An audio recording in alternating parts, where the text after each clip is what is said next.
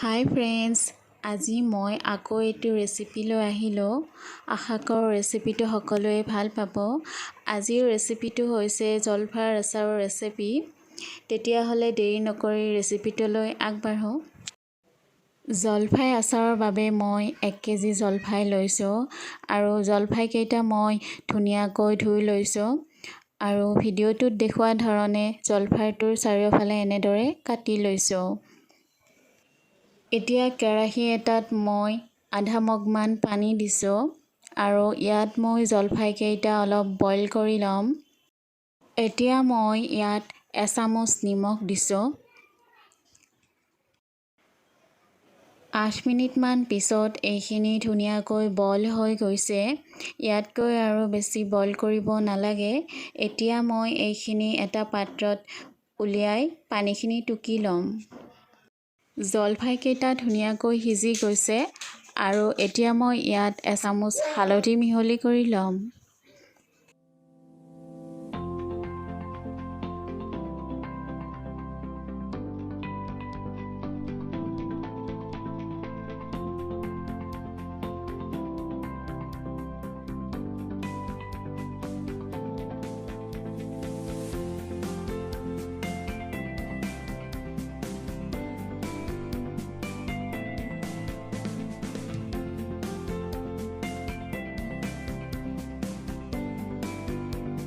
এতিয়া এখন চালনীত জলফাইকেইটা পাতল পাতলকৈ মেলি ৰ'দত শুকুৱাবলৈ দিম। তাৰপিছত মই আচাৰৰ বাবে মছলাখিনি প্ৰস্তুত কৰিম। আহকচোন চাওঁ মই মছলা কি লৈছোঁ। মই মছলাৰ বাবে লৈছোঁ 3 চামুচ ধনিয়া গুটি, 2 চামুচ বগা বেহাৰ, 2 চামুচ চফ গুটি, 2 চামুচ জিৰা, কেইটামান শুকান জলকীয়া, মিঠি গুটি, ক'লা জিৰা আৰু এজৱাইন। এতিয়া কেৰাহী এটা গৰম হ'বলৈ দিছোঁ আৰু ইয়াত আটাইখিনি মছলা মই ঢালি দিলোঁ। মছলাখিনি মই ল' ফ্লেমত 5 মিনিটমান ভাজি ল'ম। ইয়াতকৈ বেছি ভাজিব নালাগে।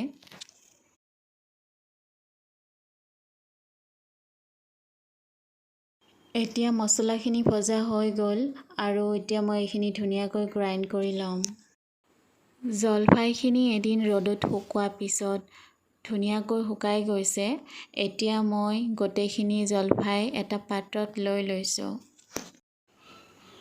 এতিয়া মই ইয়াত 1.5 চামুচ ক'লা নিমখ দিছোঁ।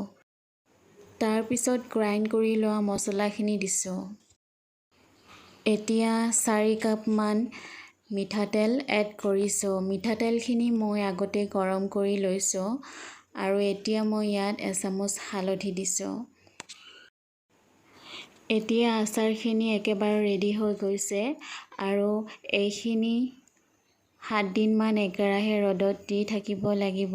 তেতিয়া আচাৰখিনি ভালে থাকিব। যদি ভিডিঅ'টো চাই ভাল পালে লাইক আৰু কমেণ্ট কৰিব আৰু যদি মোৰ ভিডিঅ' প্ৰথমবাৰৰ বাবে চাই আছে মোৰ চেনেলটো ছাবস্ক্ৰাইব কৰিবলৈ একেবাৰে নাপাহৰিব আৰু লগতে কাষতে থকা বেল আইকনটো টিপি দিব। ভিডিঅ'টো শেষলৈকে চোৱাৰ বাবে অশেষ ধন্যবাদ।